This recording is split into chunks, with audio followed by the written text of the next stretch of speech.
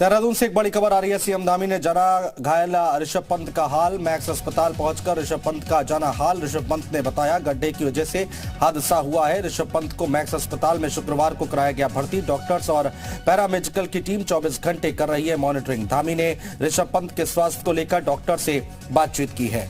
तो ये अपडेट आ रही है पुष्कर सिंह धामी जिन्होंने हालचाल जाना है ऋषभ पंत का। मैक्स अस्पताल पहुंचकर ऋषभ पंत का हाल जाना है। नहीं, ऐसी कोई विवाद जैसी स्थिति नहीं है। उनका कहना ही था कि मुझे लोगों ने वहाँ पर जैसे ही मुझे चोट लगी है तो लोगों ने मुझे बचाया। सभी लोगों ने हेल्प करी है और ऋषभ खुद ही जो है सभी लोगों से सबका धन्यवाद कर रहे हैं। सर, आपने ऋषभ से पूछा कि वजह क्या थी, कैसे क्या आग लग गई थी? क्योंकि उस समय अर्ली मॉर्निंग का वक्त था भी। नहीं, उनका कहना था कि कुछ आगे कुछ गड्ढा जैसा सामने आया या कोई काली चीज दिखाई दी, उसके कारण से जो है पता नहीं लगा कि कब गाड़ी कैसे आगे चली। और हरिद्वार से खबर है, कल देर रात एनएचएआई ने भरा सड़क का गड्ढा। ऋषभ की कार का गड्ढे जैसी चीज से बिगड़ा था संतुलन। हादसे वाले दिन पुलिस ने कहा था झपकी की वजह से हादसा हुआ है। ऋषभ पंत ने सीएम धामी और डीडीसीए को बताई थी हादसे की वजह। कल डीडीसीए की टीम ऋषभ से मिली थी। आज सीएम धामी मिले हैं।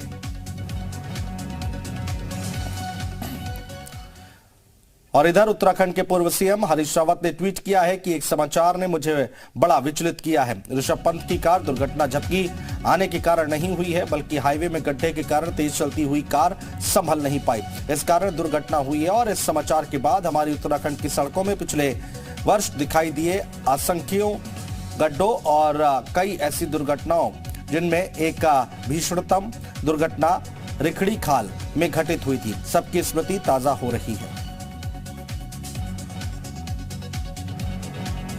रामानुज हमारे सहयोगी हमारे साथ जुड़ चुके हैं ज्यादा जानकारी के लिए।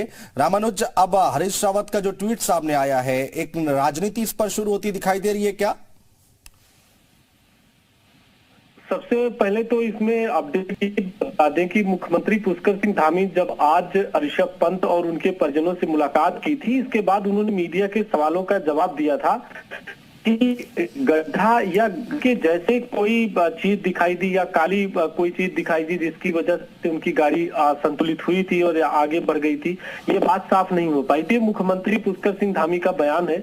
उसके बाद पूर्व मुख्यमंत्री हरीश रावत ने गड्ढों को लेकर के ट्वीट भी किया और उन्होंने सवाल भी उठाया कि उनकी जब कांग्रेस पार्टी की प्रदेश में सरकार थी तो सड़कें अच्छी बनी हुई थी, लेकिन अब गड्ढों में तब्दील हो गई। यानी कि इस बात को लेकर सियासत हो रही कि आखिर क्या वो एनएचआई जो सड़क है एनएच है उसमें क्या वाकई गड्ढे थे या गड्ढे भरे गए, क्या वजह थी?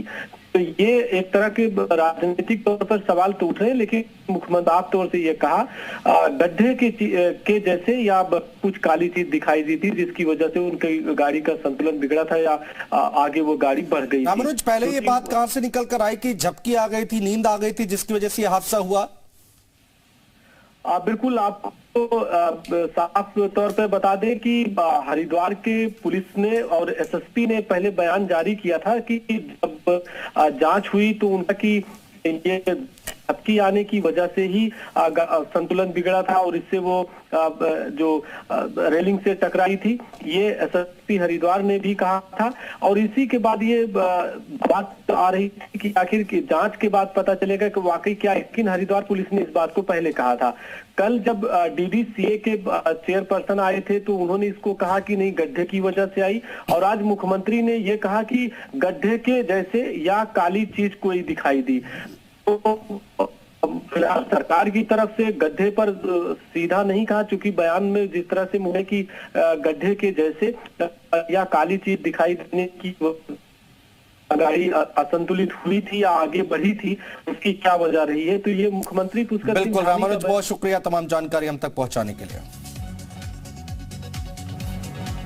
तो अब यहां पर गड्ढे की बात निकलकर सामने आई है। पुष्कर सिंह धामी मुख्यमंत्री जिन्होंने ऋषभ पंत से मुलाकात की और उसके बाद उन्होंने बताया कि आखिर हुआ क्या था, क्योंकि पहले पुलिस की तरफ से बयान आया था कि झपकी आने की वजह से यानी कि नींद आने की वजह से इतना बड़ा हादसा हुआ है। और अब जो बात निकलकर सामने आ रही है, गड्ढा या फिर गड्ढे जैसी चीज वहां पर दिखाई दी जिसकी वजह से यह हादसा हुआ है।